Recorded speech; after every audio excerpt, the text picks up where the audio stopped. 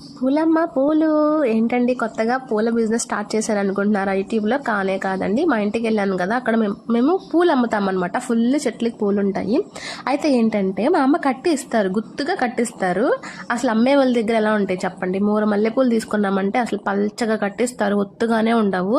వీళ్ళు వాళ్ళ దగ్గరైనా కొంటారు, కానీ మా అమ్మ గుత్తుగా కట్టిస్తే మాత్రం తక్కువ డబ్బులు ఇస్తారు. ఇంకా నేనేం చేశానంటే, మూర కాకడ మల్లెపూలు ఉంటాయి కదా, అవి సాగదీసి పడేసాను 2 మూరలకి. అప్పుడు మాత్రం బాగానే తీసుకున్నారు. అంటే వీళ్ళకి ఏంటంటే మూర మల్లెపూలు అంటే ఇంకెక్కువ రావాలన్నమాట. మూర కంటే ఒక ఎక్కువ ఇస్తే అప్పుడు బాగా ఇచ్చినట్టు, అదే గుర్తుగా అందంగా కట్టిస్తే మాత్రం తక్కువ ఇచ్చినట్టు. అసలు మా అమ్మ ఏమో పిచ్చి అమాయకురాలండి బాబు. 20 రూపాయలకి ఎన్ని పూలు ఇస్తారంటే, నేనైతే వాళ్ళ సంగతి చెప్పాను మొన్న. చాలా మందికి మా అమ్మ కట్టిన పూలు అంటే ఇష్టం అండి, గుర్తుగా ఉంటాయి, అందుకని అడ్వాన్స్ ఇచ్చేస్తారు, ముందుగానే ఉండవేమో అని చెప్పి. కొంతమంది ఉంటారు తెలిసిందే కదా, రోజు ఒక అంకుల్ పూలు తీసుకొస్తారండి, చాలా పల్చగా ఉంటాయి. కొంతమంది బాగానే గుర్తుగా తీసుకొస్తారు. నేను కూడా అందుకే అలా చేశాను.